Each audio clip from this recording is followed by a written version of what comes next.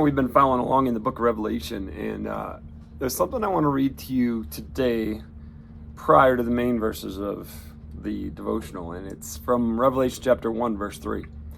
God blesses the one who reads the words of this prophecy to the church, and he blesses all who listen to its message and obey what it says, for the time is near.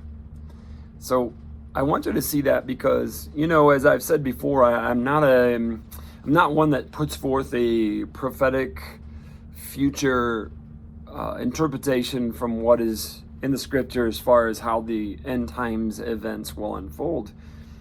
But there are absolutely things in the scripture that tell us what will happen in the future. We just don't know the time.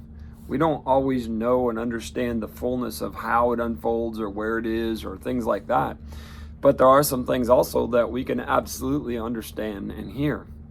And some of the things that we read are not really, they're kind of scary, not for the believer, but it also helps the believer to see the God we serve and the fullness of who he is. So I want to read these verses that are found in continuing along in the seals that are opened by Jesus. I watched as the Lamb broke the sixth seal, and there was a great earthquake. The sun became as dark as black cloth, and the moon became as red as blood. Then the stars of the sky fell to the earth like green figs falling from a tree shaken by a strong wind. The sky was rolled up like a scroll, and all the mountains and islands were moved from their places. Then everyone, the kings of the earth, the rulers, the generals, the wealthy, the powerful, and every slave and every free person, all hid themselves in the caves and among the rocks of the mountains.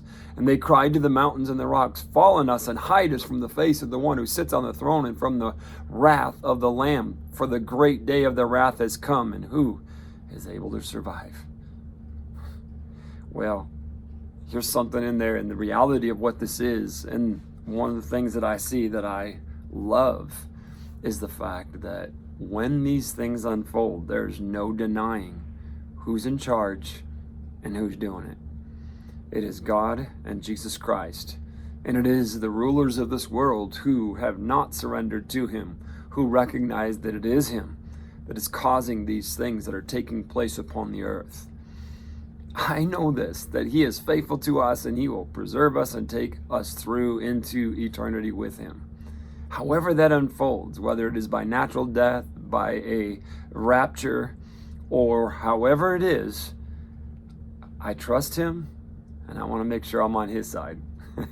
I hope you do too, church. This is an amazing God we serve, and we need to serve him in fear and love, and that is a healthy fear of respect that he is God and we need him. Let's be his church.